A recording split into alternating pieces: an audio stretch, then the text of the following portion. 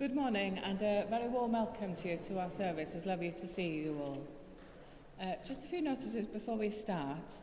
Our normal weekly events and services are on your sheet, but I would like to draw your attention to our Doniau programme, which is our programme of recitals. And 1:15 on Thursday, the recital will be a guitar group called Water's Edge, so please do come along to support that if you're able to come. And on our notices on the other side of the page, just to give you advance warning that the 11 o'clock Eucharist on Sunday the 9th of August will be a special service for the Mothers' Union where we're accepting the Coventry Cross, and it'll be a special celebration service for the diocese. Because it's a Mothers' Union service and a diocesan service, it will be partly bilingual, which isn't our practice normally for 11 o'clock, but that service will be bilingual because of it being a diocesan-wide service. And we've got a special preacher as well. Canon Kate Massey from Coventry Cathedral will be our preacher. We are also looking for people to take part in a musical production, so if you'd like to take part, then please let Anya know. Anya's email address is on the notice sheet. There's also a summer fete at Eglwys y Groes on Saturday the 1st of August. It would be lovely to go and support that. And we also have a new telephone number for the cathedral, and it's towards the bottom of the notice sheet, so that'll be staffed during our office hours, which is Monday to Saturday, 10 o'clock to 3. If there's anything you want to know about the cathedral or any queries, then please ring that number. And also I've got banns of marriage to read.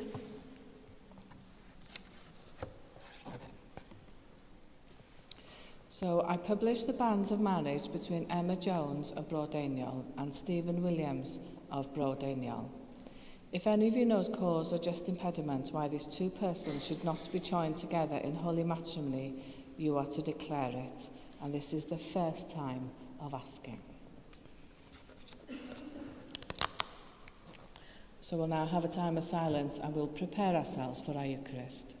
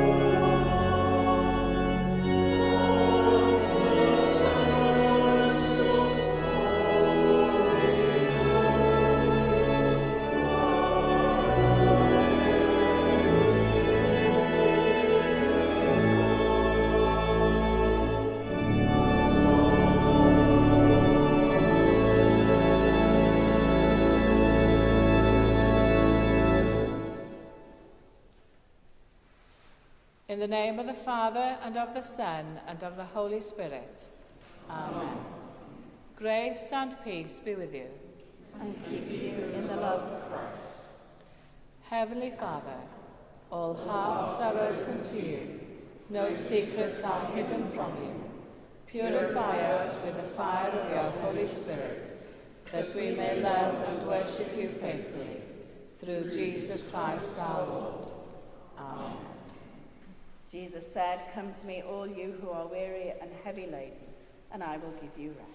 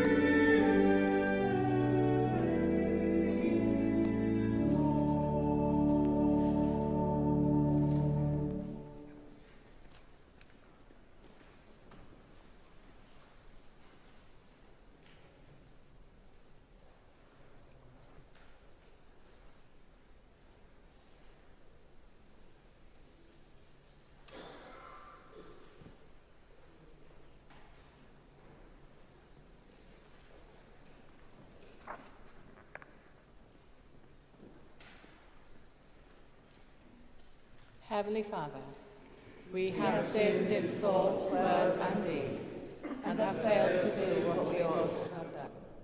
We are sorry and truly repent. For the sake of your Son, Jesus Christ, who died for us, forgive us all that is past, and lead us in his way, to walk as children of light. Amen. Almighty God, who forgives all who truly repent, have mercy on you and set you free from sin, strengthen you in goodness, and keep you in eternal life. Through Jesus Christ our Lord. Amen. Amen.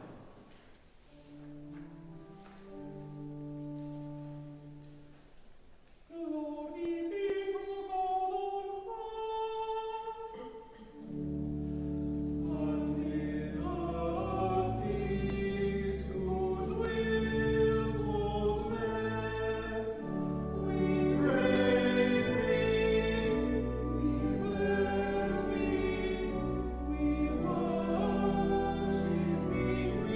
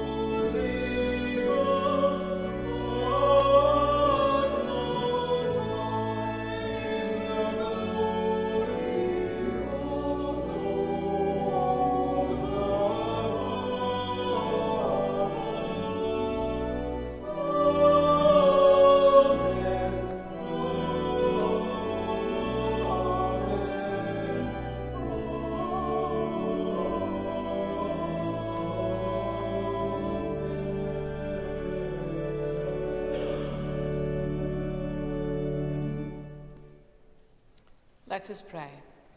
Almighty God, Lord and everlasting God, we beseech you to direct, sanctify and govern us in the ways of your laws and the works of your commandments, that through your most mighty protection, both here and ever, we may be preserved in body and soul, through our Lord and Saviour Jesus Christ, who is alive and reigns with you in the unity of the Holy Spirit, one God, now and forever. Amen.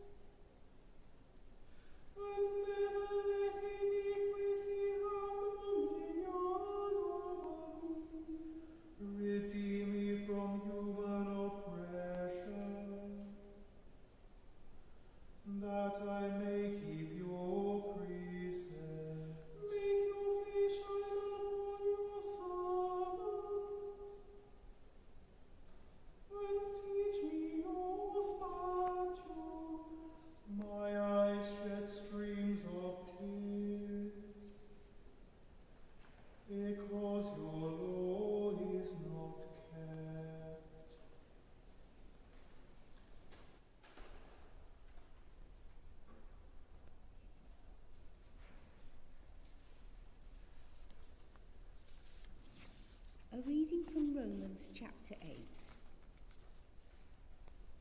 Likewise, the Spirit helps us in our weakness, for we do not know how to pray as we ought. But that very Spirit intercedes with sighs too deep for words.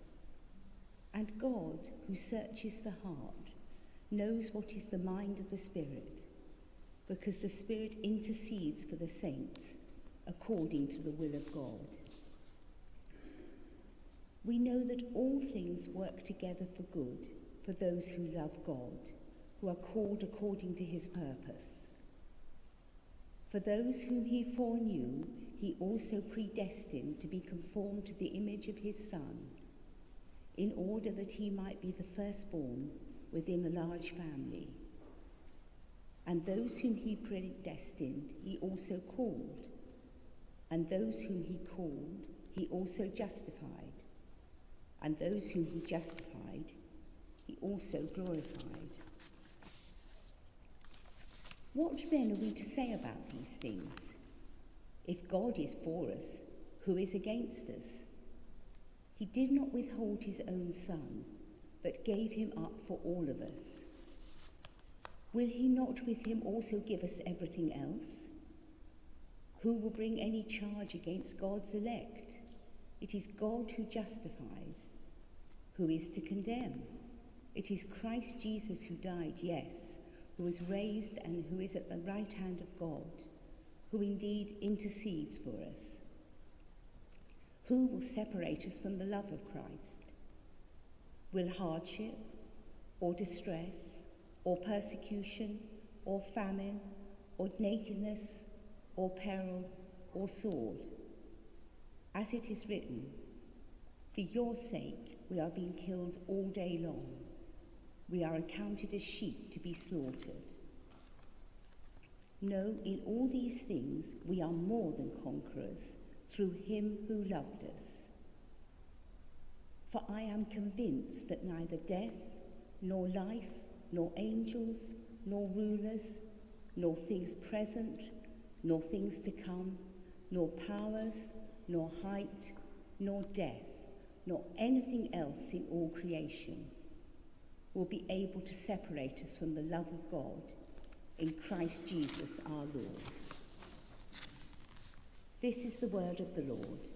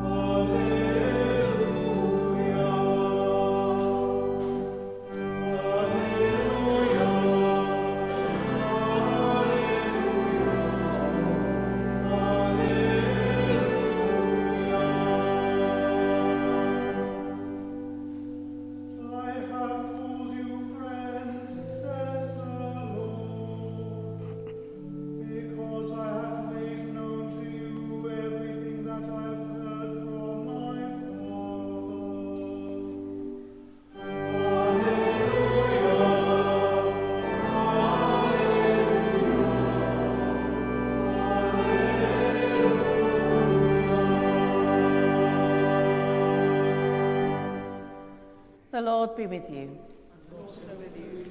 Listen to the Gospel of Christ according to St. Matthew. Glory to you, O Lord. Jesus put before them another parable. The kingdom of heaven is like a mustard seed that someone took and sowed in his field. It is the smallest of all the seeds, but when it is grown, it is the greatest of shrubs and becomes a tree, so that the birds of the air come and make nests in its branches. He told them another parable. The kingdom of heaven is like yeast that a woman took and mixed in with 3 measures of flour until all of it was leavened.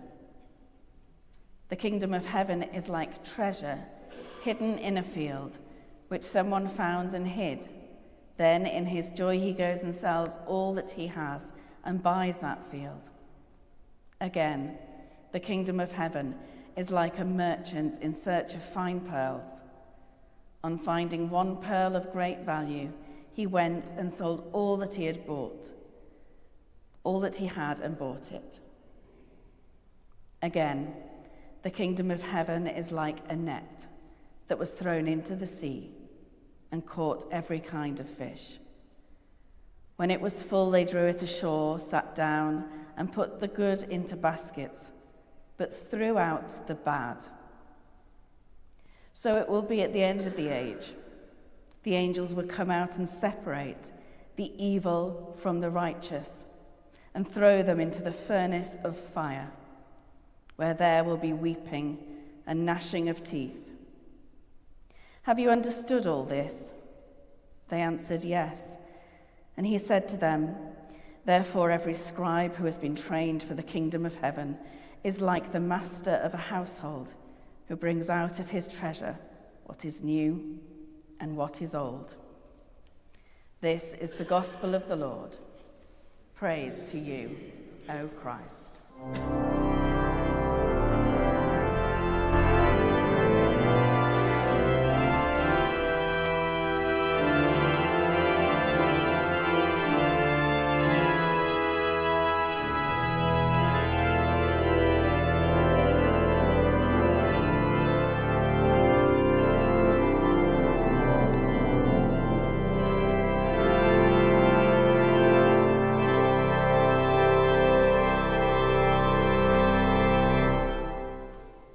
In the name of the Father, and of the Son, and of the Holy Spirit. Amen.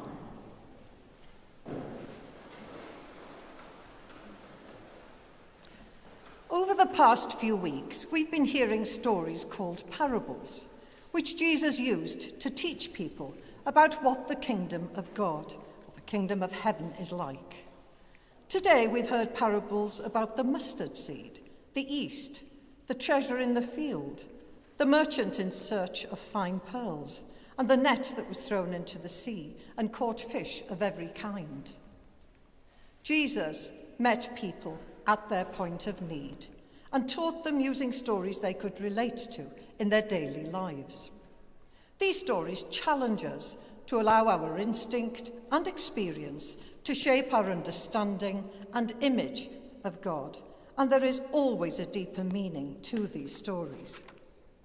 For example, we heard that the mustard seed grows into the greatest of shrubs, which becomes a tree, and the birds of the field made nests in its branches. The people at that time would have also realized that it was an invasive plant which could invade the landscape.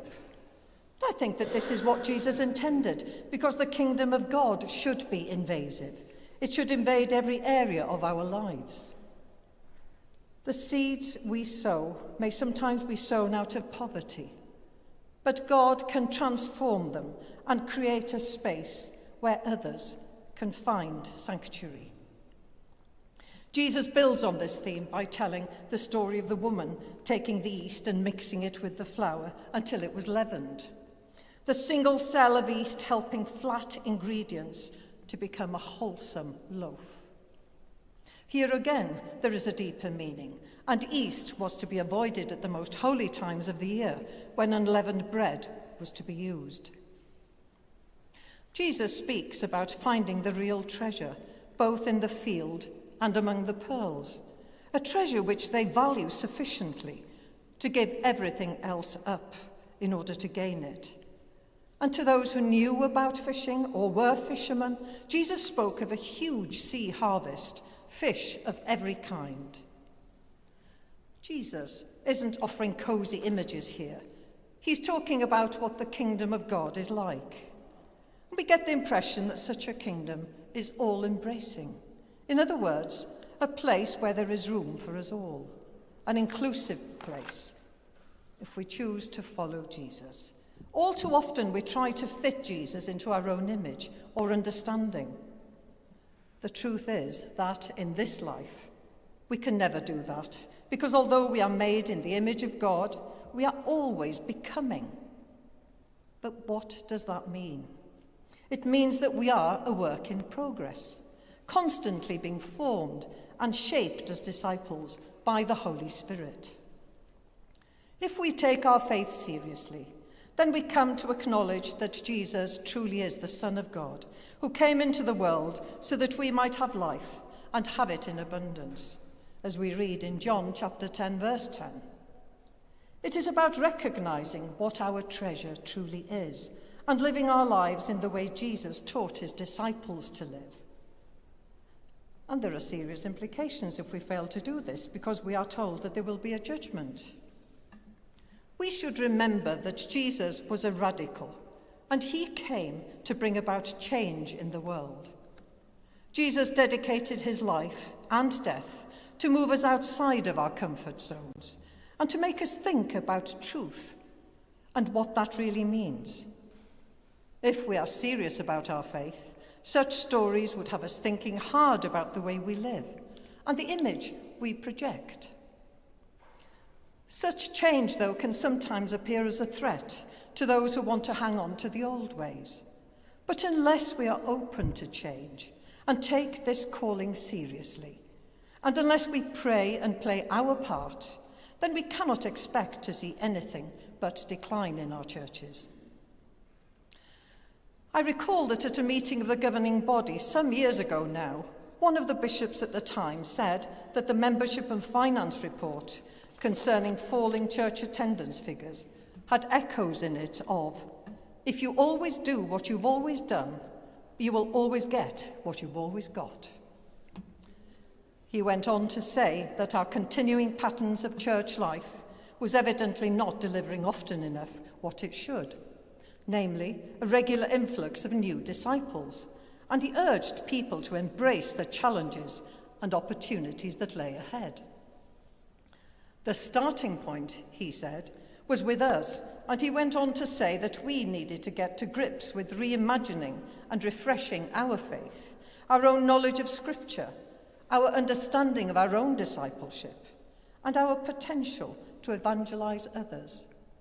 Maybe that means just simply showing the love of Christ to people. We need to become afresh a Jesus movement. And to do that effectively, we need to know what we ourselves are about. Unless we are fit for purpose with renewed hope, we will be less effective in reaching out to others and inviting them in. The Christian life has to do with having a concern for mission in this world, letting go of both material possessions and fear of what others might think about us or do to us, being loyal to the God revealed in Jesus above all other loyalties, even the deepest ones of home and family. And I struggled with that many years ago now, because I thought I'd be sent away as a missionary or something and I'd have to leave my family. But the truth is, of course, that God honours your family. And when you put God first, then you are blessed even more with your family. But the Christian life also means a life of resisting violence, a life that trusts in God and in God's future. Jesus speaks of a time when judgment will come. So attempting to keep our faith private is futile. We should be more concerned about pleasing God than being fearful of what others might think of us. God is the faithful creator who cares intimately for each one of us. If we take seriously the Gospel of Matthew, we cannot avoid the urgent need to evangelize. And I remember that another bishop at the same meeting of the governing body said this: evangelism is not a technique, it's a way of life. And he proposed a motion to put evangelism back at the heart of the church. So, do our lives display the life and love of Jesus to those outside of church and inside of church? Or do we give the impression of being tired and without hope? All this has implications for us as we think about our mission plan and what that might look like at present. In the past, as a diocese, we have looked at themes such as what is our why, mapping the territory, defining our mission field, and mapping the territory in terms of activities, working towards a new vision. And I'm sure those things have cropped up across the centuries and will crop up again in the future. But that was then. But what is our mission plan now? And is it fit for purpose in the climate we now live in? In the Diocese of Bangor, we are committed to 3 visionary principles, which we believe should characterise our common life as a diocese. And these are worshipping God, growing the church, and loving the world. These principles must be grounded in the contexts in which we live and work, in church and in community. But they require more than just prayerful resolve and heartfelt commitment. You can read about our principles, our priorities, our plans and our platforms on the diocesan website. They require clear thinking, constant attention, and meaningful resources, and reviewing. We hope and pray that, so grounded, they may express both our hope and confidence in God, and our experience of the one whose reign of goodness and love will know no end. We should feel excited about the future. I know I feel excited. And we should pray for our Bishop-elect, Manon, and for the Bishop's staff as they lead us in fresh ways of evangelism in the future, as we share the love of Jesus with others. All this does need to be steeped in prayer as we invite the Holy Spirit to speak to our hearts and show us the way forward so that we may joyfully worship God, grow the church, and love the world. Then the world will see that we have something that they might want to come and join, that we are not looking tired and without hope, that we are full of the Holy Spirit and full of hope for the future. And it was so refreshing to hear that reading from the letter to the Romans this morning, where we were assured that the Holy Spirit will guide us in all things. Hold on to those words. I'm going to end with a prayer by a gentleman called Nick Fawcett. Let us pray. Loving God, there are some things in life we look so hard for that we cannot see them, even when they are right under our very noses. Your kingdom is like that. We look forward to the time when Christ shall return. We say in the prayer he taught us, "Thy kingdom come," and we forget that he also told us your kingdom is already here. It started with him, his words and actions, and it continues with us in the service we offer in his name. Loving God, save us from being so concerned with what shall become that we lose touch with what is. We ask this in the name of our Lord and Saviour, Jesus Christ. Amen.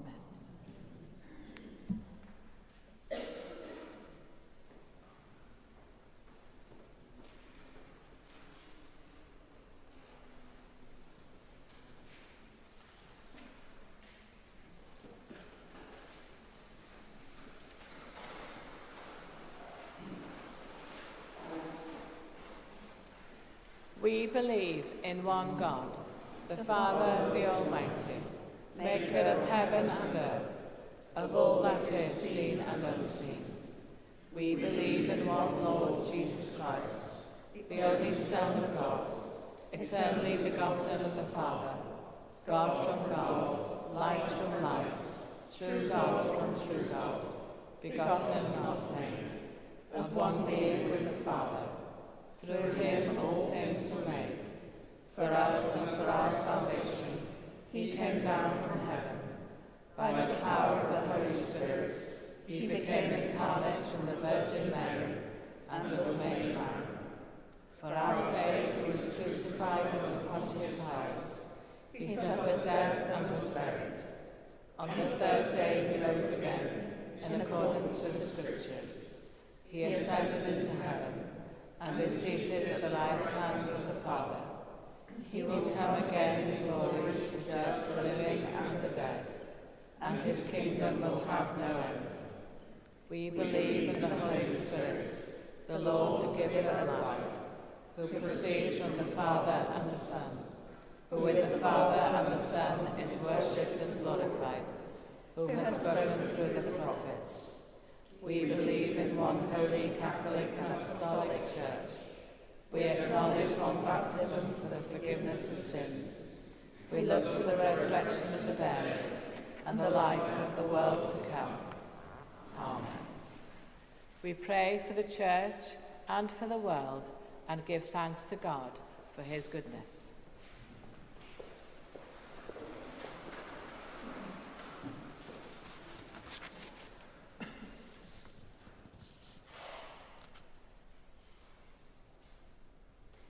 Almighty God, our Heavenly Father, you promised through your Son, Jesus Christ, to hear us when we pray in faith.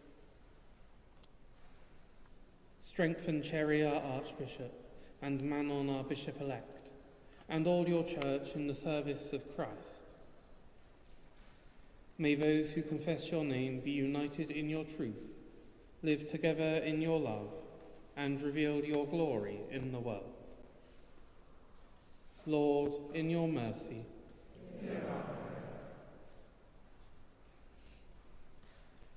be with all those who dwell in places of war and violence, especially those in Sudan, in Russia and Ukraine, and in the Middle East. Take the hearts of all those who would seek for war, and turn them to seek instead for peace. Lord, in your mercy, protect and invigorate all those who work in difficult conditions, especially those emergency service members currently fighting wildfires across Europe. And give our leaders the courage, conviction, and confidence to make those decisions to protect our climate and to prevent further damage to the environment. Lord, in your mercy, comfort and heal all those who suffer in body, mind, or spirit. We pray especially for Elmer, Chris, and Simon. Give them courage and hope in their troubles, and bring them the joy of your salvation. Lord, in your mercy, Hear us as we remember those who have died in the faith of Christ, especially among them Lena Evans. According to your promises, grant us with them a share in your eternal kingdom. Rest eternal grant unto them, O Lord, and let light perpetual shine upon them. May they rest in peace and rise in glory. Rejoicing in the fellowship of Mary, the Mother of God, of Martha, Mary and Lazarus of Bethany, of Samson, Silas, Joseph of Arimathea, and of all your saints, we commend ourselves and the whole of your creation to your unfailing love. Merciful Father, accept these prayers for the sake of your Son, our Saviour, Jesus Christ. Amen.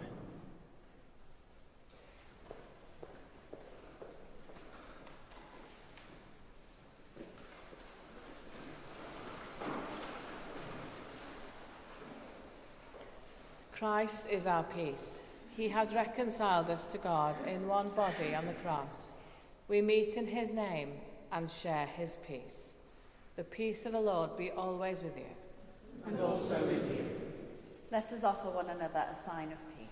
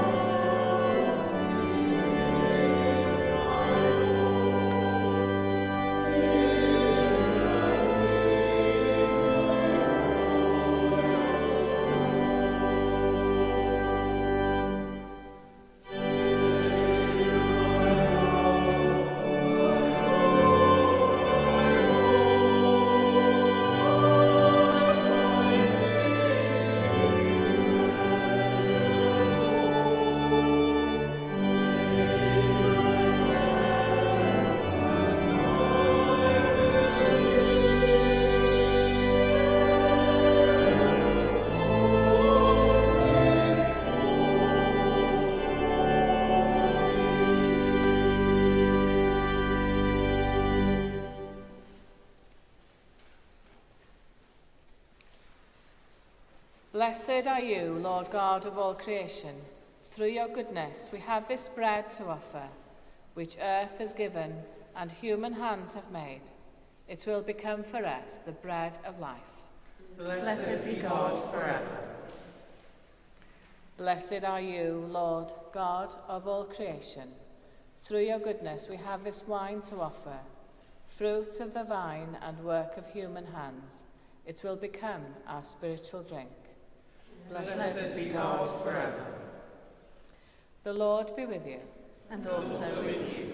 Lift up your hearts. We lift them to the Lord. Let us give thanks to the Lord our God. It is right to give our thanks and praise. It is always right, wherever we are, to thank you and to praise you, God our Father and King forever, through Jesus Christ your Son. Through him you made us and the whole universe. When your Holy Spirit came to Mary, Jesus was born as one of us. He loved us so much that he died for us. On the first Easter day you raised him to life, and death and evil were conquered forever.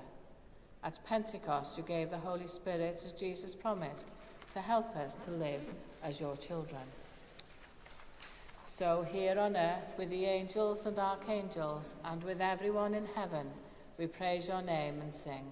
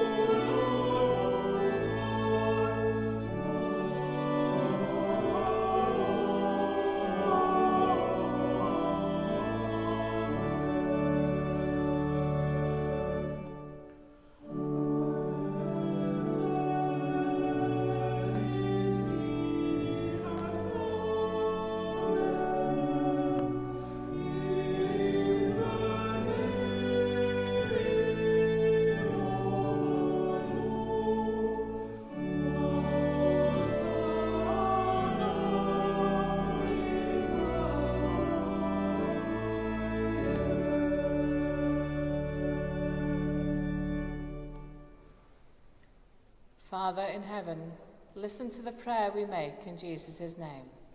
Through the Holy Spirit's power, gentle as a dove, may this bread and this wine be for us Jesus' body and blood. Father, we remember when Jesus had supper with his friends the night before he died.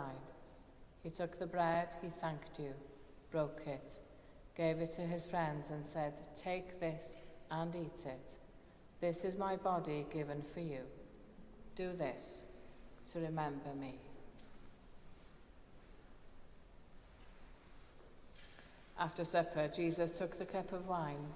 He thanked you, gave it to his friends and said, "All of you drink from this cup, because this is my blood, the new promise of God's love.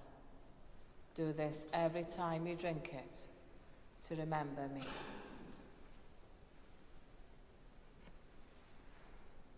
Together we remember that Jesus is always with us and say, Christ has died, Christ is risen, Christ will come in glory. Father, as we remember your Son, Jesus Christ, who died on the cross and rose again, we offer you these and all the gifts you freely give to us. Send your Holy Spirit to be with us and all who share this bread and drink from this cup. Help us to trust you. Bring us closer together and welcome us with all your people into Jesus' glorious kingdom. All honor and glory belong to you, Father, through Jesus, your Son, with the Holy Spirit, one God, forever and ever. Amen.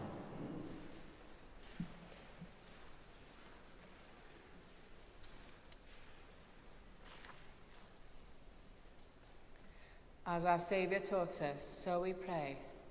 Our Father, who art in heaven, Hallowed be thy name.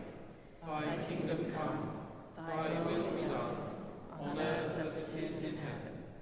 Give us this day our daily bread, and forgive us our trespasses, as we forgive those who trespass against us. And lead us not into temptation, but deliver us from evil. For thine is the kingdom, the power, and the glory, forever and ever. Amen.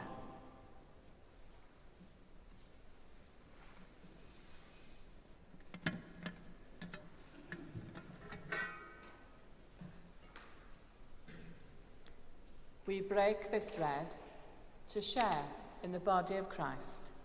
Though we are many, we are one body. For we all share in one bread.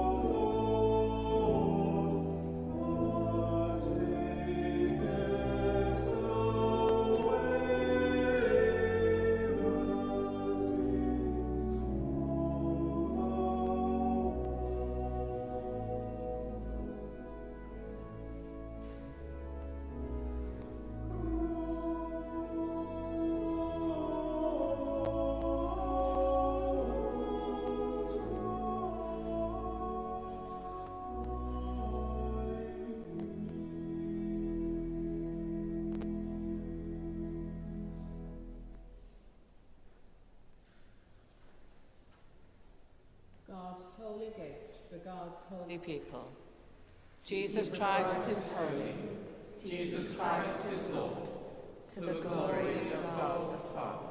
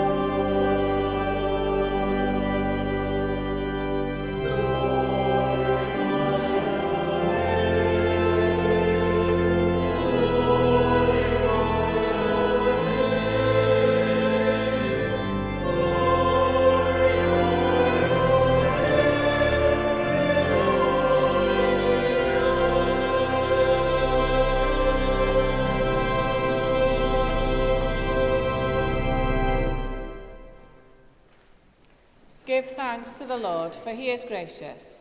His love is everlasting. God of truth, we have seen with our eyes and touched with our hands the bread of life. Strengthen our faith that we may grow in love for you and for each other. Through Jesus Christ, our risen Lord. Amen. The Lord be with you. And also with you. The Lord bless you and keep watch over you. The Lord's face shine on you and be gracious to you. The Lord look lovingly on you and give you peace. And the blessing of God Almighty, the Father, the Son, and the Holy Spirit be among you and remain with you always. Amen. Go in peace to love and serve the Lord. In the name of Christ. Amen.